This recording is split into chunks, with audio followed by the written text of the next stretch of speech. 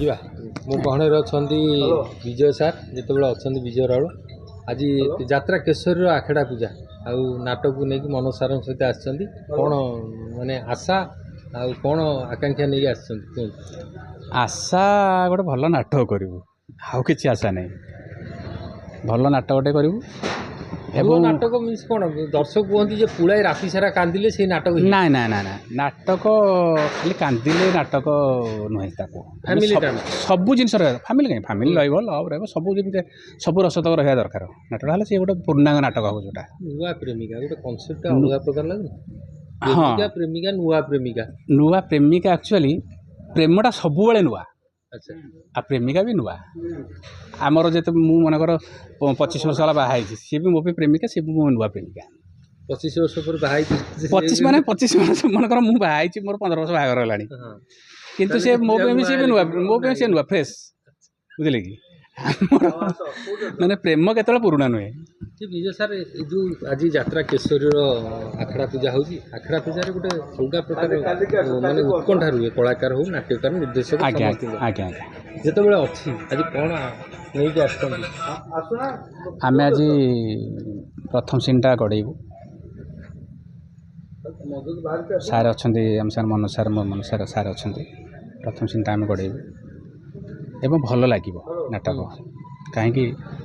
ଆପଣ ଯେଉଁ କହୁଛନ୍ତି ଖାଲି କାନ୍ଦ ନୁହଁ କାନ୍ଦ ସାଙ୍ଗରେ ହସ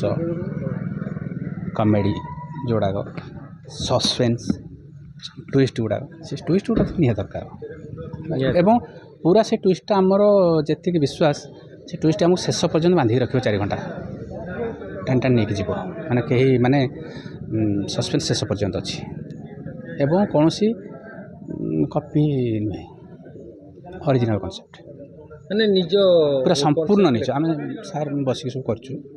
ମାନେ ଆପଣଙ୍କୁ ଲାଗିବନି ବି ଆମର ଦେଖିଲେ କହିବେ ନାହିଁ ଏଇଠୁ ନେଇଗଲେ ସେଇଠୁ ନେଇଗଲେ ସେମିତି କିଛି ନାହିଁ ଦେଖିଲେ ବି ବୁଝିପାରିବେ ଆପଣ ଚଳଚ୍ଚିତ୍ର ଜଗତରେ ବହୁତ ସୁନାମ ଅର୍ଜନ କରିଛନ୍ତି। ଆଜ୍ଞା ଏବେ ତୁମର ଗୋଟେ ଏବେ ହେଇଛି ମୁହୂର୍ତ୍ତ ଗୋଟେ ହେଇଛି ଏବେ ସମଲେଶ୍ୱରୀ ଯାତ୍ରା ମୋର ଆଗରୁ ଇଚ୍ଛା ଥିଲା ମୁଁ ଆଗରୁ କରୁଥିଲି ଡ୍ରାମା କରୁଥିଲି ସିରିଏଲ୍ ଲେଖୁଥିଲି ସିରିଏଲ୍ ତ ବହୁତ ଲେଖିଛି ମୁଁ ତରଙ୍ଗରେ ଇଏରେ କରିଛି ତାପରେ ଡିଟେକ୍ଟିଭ୍ ଲେଖୁଥିଲି ନାଟକ ଲେଖୁଥିଲି ସବୁ ୟାର ମୋର ଟଚ୍ ଥିଲା ସବୁ ଆଉ ସବୁ ରାଇଟର ସିଏ ହେଉଛି ରାଇଟର ଯିଏ ସବୁ ମିଡ଼ିଆଟାକୁ ହ୍ୟାଣ୍ଡେଲ୍ କରିପାରିବ ଏବଂ ସେଇ ଫର୍ମାଟ୍ଟା ତୁମେ ଜାଣିବା ଦରକାର ରେଡ଼ିଓ ମିଡ଼ିଆ ମାନେ ଆମେ ଲେଖା ଏଟା କେମିତି ହେବା ଦରକାର ସିରିଏଲ୍ ମିଡ଼ିଆ କେମିତି ହେବା ଦରକାର ଯାତ୍ରା ମିଡ଼ିଆ କେମିତି ହେବା ଦରକାର ସବୁଗୁଡ଼ା ସବୁ ଅଲଗା ସେ ପାଟର୍ନଟା ସମସ୍ତେ ଜାଣିବା ଦରକାର ଆକ୍ଚୁଆଲି। ଏଇ ଯେଉଁ ନାଟକ କରିବା ପାଇଁ ଯାତ୍ରା କେଶରୀ କୁହନ୍ତି କଳାକାରମାନଙ୍କର ଲବି ନହେଲେ